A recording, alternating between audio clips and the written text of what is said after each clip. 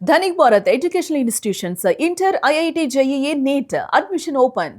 Visakha steel plant ఘటనలో TDP కూటమి ప్రభుత్వానికి ఎన్హెచ్ఆర్సీ నోటీసులు పంపించింది. విశాఖ స్టీల్ ప్లాంట్ పేలుడు ఘటన మీద ఎన్హెచ్ఆర్సీ సీరియస్ అయింది. సుమోటోగా ఈ కేసును స్వీకరించింది national human rights commission. Safety protocols పాటించలేదంటూ కార్మిక సంఘాలు విమర్శలు చేశాయి.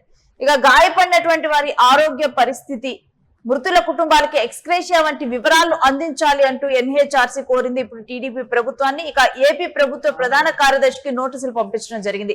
2 వారాల్లో దీనికి సంబంధించినటువంటి పూర్తి నివేదిక ఇవ్వాలంటూ ఎన్హెచ్ఆర్సీ ఇటు టీడీపీ ప్రభుత్వాన్ని ఆదేశించడం జరిగింది, ఇటు కూటమి ప్రభుత్వాన్ని ఆదేశించింది.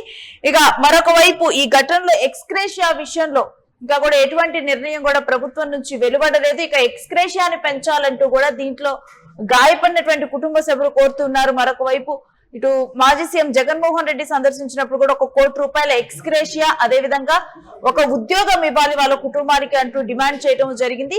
ఇక దీని మీద పలు డిమాండ్స్ వినిపిస్తున్న సమయంలో ఎన్హెచ్ఆర్సీ నుంచి ఇటు కూటమి ప్రభుత్వానికి నోటీసులు అందాయి.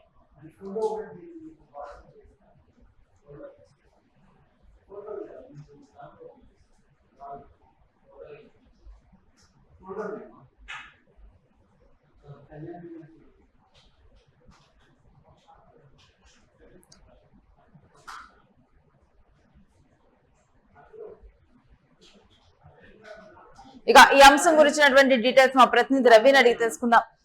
Ravi, national human rights commission నుంచి ఇటు కూటమి ప్రభుత్వానికి అందినటువంటి నోటీసులు అసలు ఏం పేర్కొన్నారు, ఏంటి?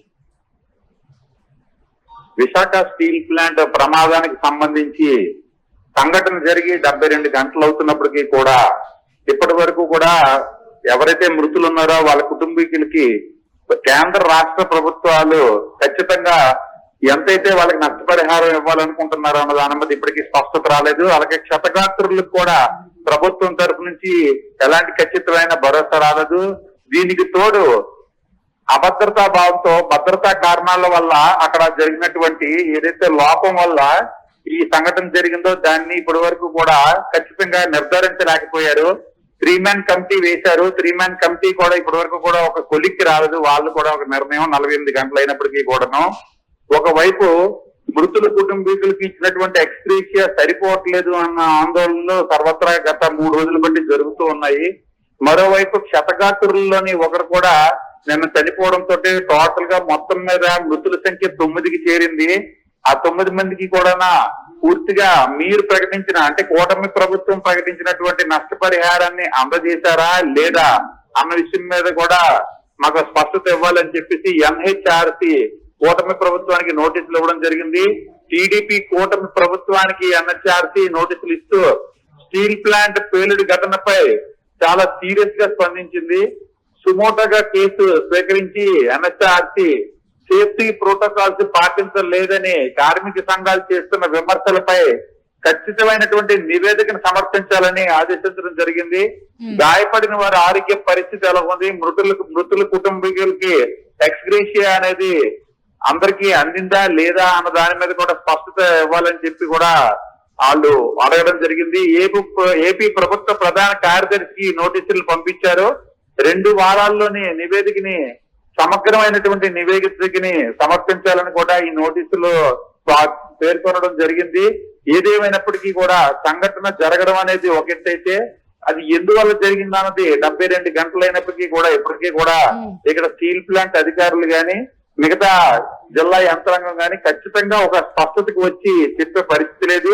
మరొక వైపు చూస్తే రవి, ఈ సేఫ్టీ ప్రోటోకాల్స్ పాటించకే ఈ ప్రమాదం జరిగిందని కార్మిక సంఘాలు తెలుపుతున్నట్టుగా తెలుస్తోంది. కార్మిక సంఘాలు అనడంలో ఏమాత్రం తప్పు లేదని అర్థమవుతుంది. దానికి కారణం మొన్న ఏదైతే సంఘటన జరిగిందో ఆ సంఘటన ఇంకా పూర్తిగా మరవక ముందే ఈ రోజు గురువారం ఉదయం కూడా మరొకసారి అలాంటి సంఘటన ఒకటి చోటు చేసుకుంది. ఉదయం ఏ షిఫ్ట్ లో 6:30 గంటల ప్రాంతంలో ఒక ద్రవం అనేది మళ్ళీ బయటికి రావడం జరిగింది. అది ఓపెన్ ప్లేస్ లో పడడం జరిగింది. అదృష్టం కొద్దీ ఆ సమయంలో అక్కడ ఎవరు కార్మికులు లేకపోవడం వల్ల పెద్ద ప్రమాదం తప్పింది. లేకపోతే మళ్ళీ ఇంకొకసారి స్టీల్ ప్లాంట్ లో మళ్ళీ మృతుల సంఖ్య పెరిగే పరిస్థితి వచ్చిండేది. ఈ రోజు ఉదయం కూడా ఆ సంఘటన జరగడంతో అక్కడ ఉద్యోగులకి పూర్తిగా అభద్రతా భావం ఏర్పడింది.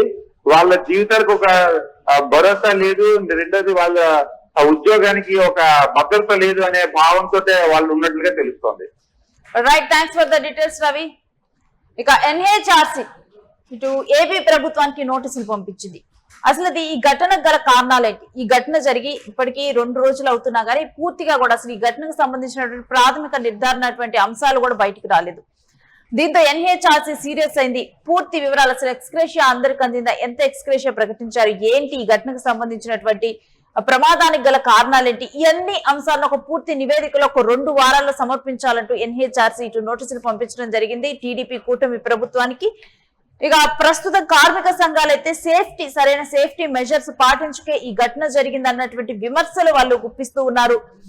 ఇక ఇవన్నీ జరుగుతూ ఉంటే ఇప్పుడు మరలా కూడా ఈ రోజు ఉదయం ఇటువంటి ఘటనే ఒకటి జరిగినట్లుగా తెలుస్తోంది. ఆ సమయంలో ఇది ఏ విధంగానైతే మొన్న జరిగినటువంటి ఘటన, ఉక్కు ద్రవం ఒక బకెట్స్ లో ఉక్కు ద్రవం అనేది క్యారీ అవుతూ ఉంటుంది. అవి బీమ్స్ తయారవటానికి అక్కడ నుంచి ఆ ద్రవం వెళ్తుంది. అది 1500 డిగ్రీల సెంటీగ్రేడ్ కన్నా గానీ ఎక్కువ వేడైనటువంటి ద్రవం.